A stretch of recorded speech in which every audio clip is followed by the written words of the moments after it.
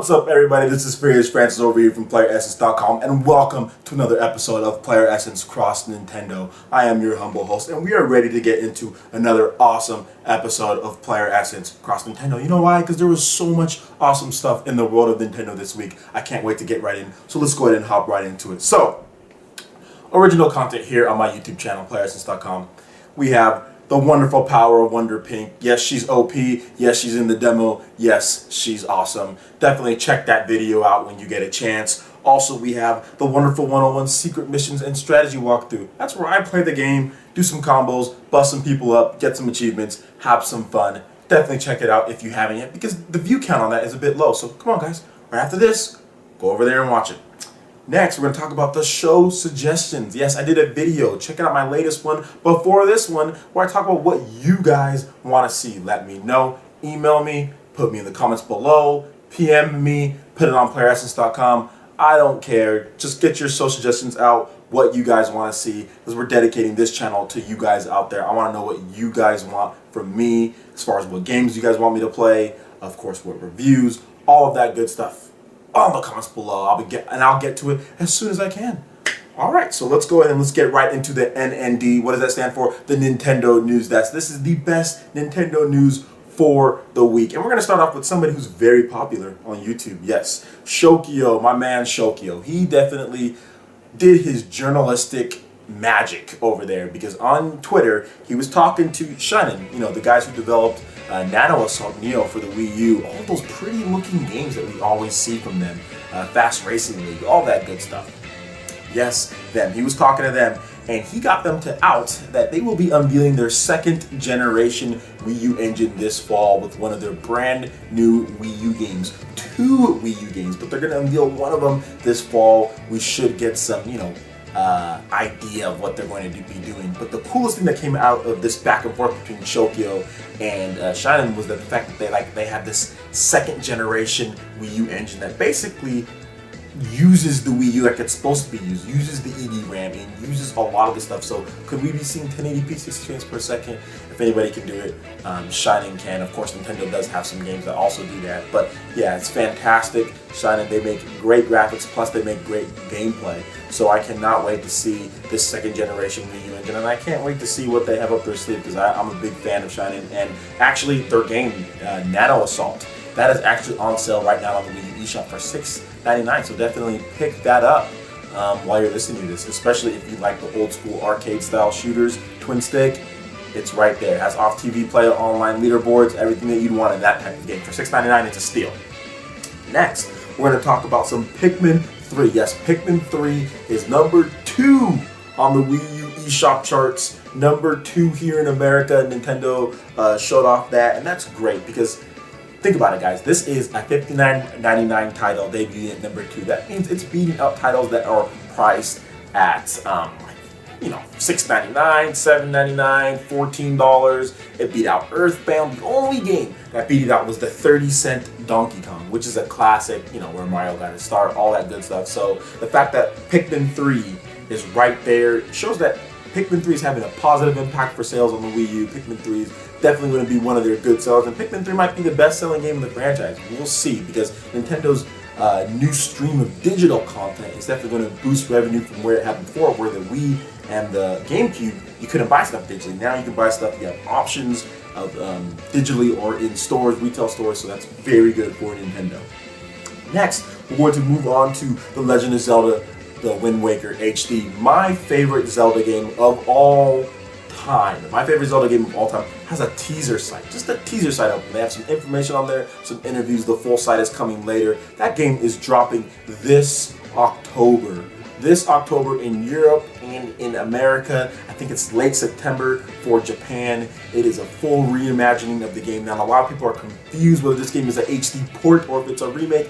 It is a remake. That means they are taking the assets that they have and they are redoing them in HD.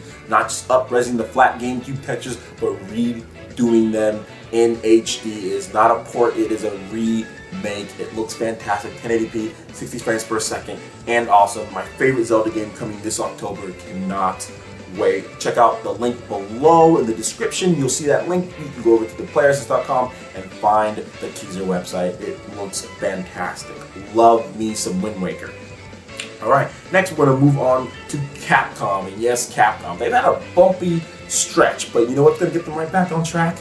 Monster Hunter 4. And Capcom, not only they want to sell a lot of copies, they're looking to break sales records. Yes, Capcom has said that they are looking to smash sales records, set unprecedented sales records with the 3DS game Monster Hunter 4. And you know what? They're going to do that. I definitely think they're going to break some sales records in Japan because, you know, every region has that game. You know, America, they have that game where it transcends casuals and core players. People who are gaming enthusiasts, people who play games a lot, and people who play games every now and then, not that much. You know, for here in America, that'd be like Call of Duty, that'd be FIFA, that'd be, not FIFA, but Madden. That'd be games like that.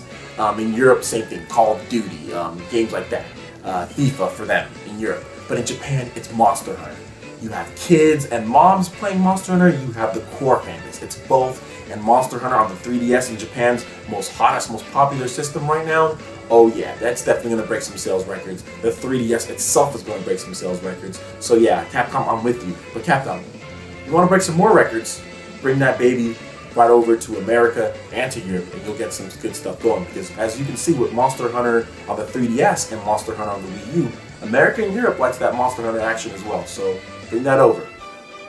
Next, we're going to be discussing the NPD July 2013. Once again, Nintendo 3DS takes the top spot as far as platforms sold. They no official numbers as of right now, but definitely upwards of the 170,000 plus. And here's the great thing about it. This is the third month in a row that the Nintendo 3DS has basically taken the top spot on the NPD. The Nintendo 3DS is also the top selling dedicated platform in the world, so it's very good. Some highlights of the NPD for Nintendo: Animal Crossing, New Leaf, New Super Mario Bros. U is nearing 1 million units sold, Luigi's Mansion Dark Moon nearing 1 million units sold, Earthbound showing very strong sales. Very strong, so it was worth it for Nintendo to put that game on the eShop. And Pikmin 3. Pikmin 3 is doing very well, like we discussed earlier. The eShop Trust Nintendo said that that's going to keep the ball rolling into August, and definitely the Wonderful 101 coming in September. So good stuff all around for Nintendo digitally and physically. Nintendo is boosting their sales. They're finally getting some Wii U software out, so we should see a sales bump in Wii U by next month with Pikmin 3, of course, and of course the hype behind Wonderful 101. So very, very good.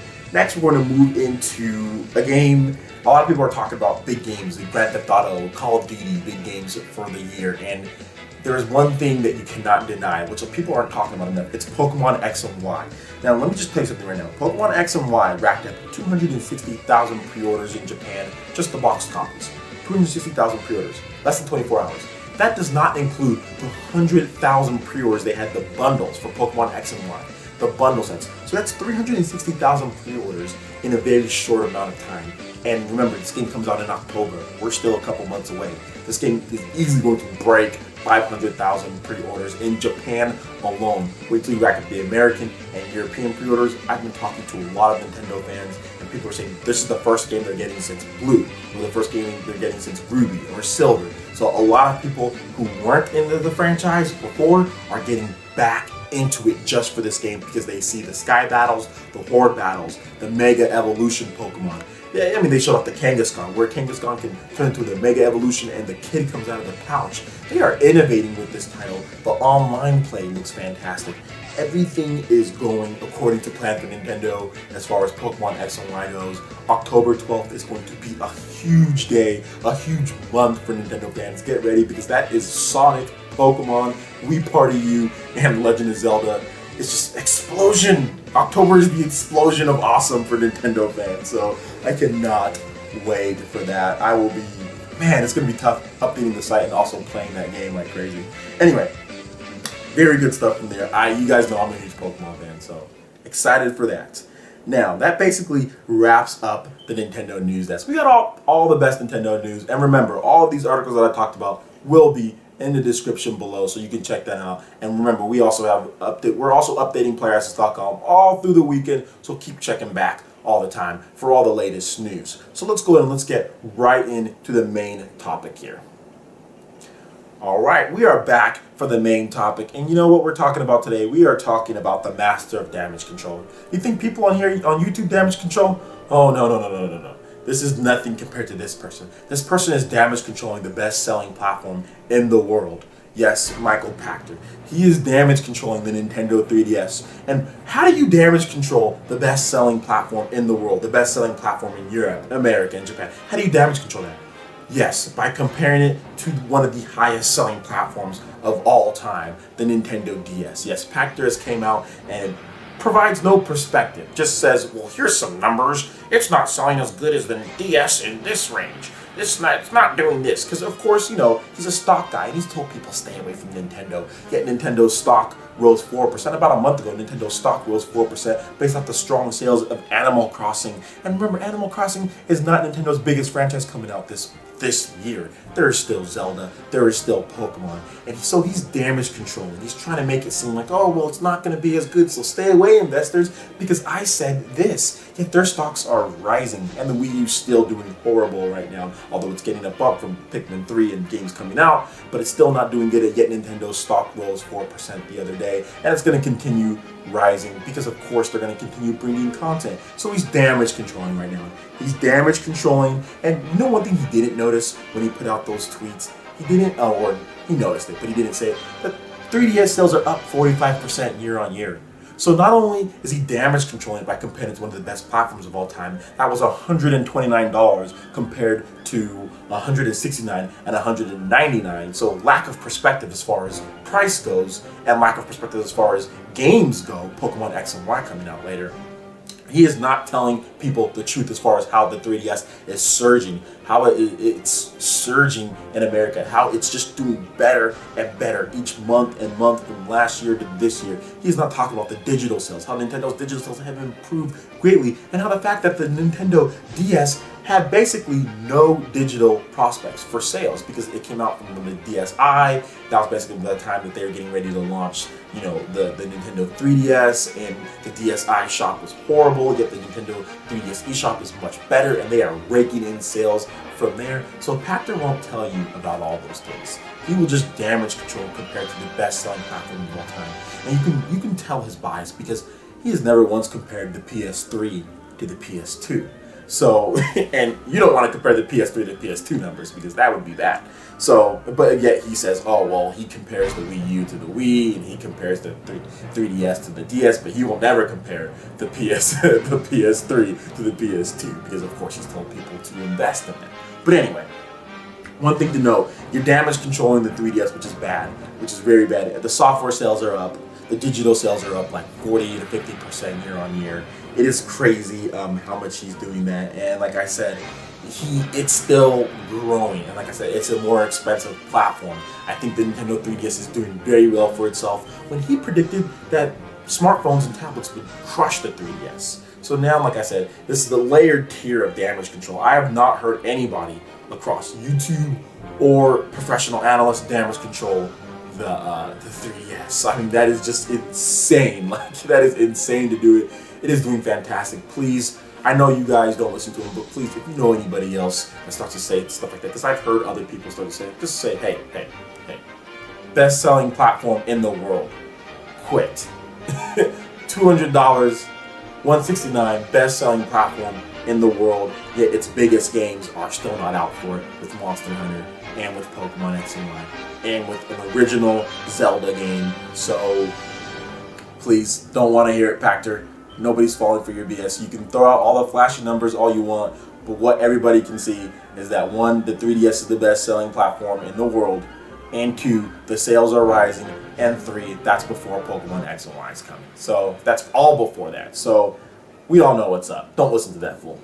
Anyway, that basically wraps it up for the Playeressence Cross Nintendo vidcast. Make sure you check out the description below, like I said. That has all the links to the articles that I was talking about. You can check out that news on Playeressence.com. We've got news throughout the rest of the week coming up today, all throughout the rest of the week. So definitely check that out. Also, make sure you like us on Facebook, because when you like us on Facebook, you get all of our exclusive content sent straight to your PC, phone, or tablet.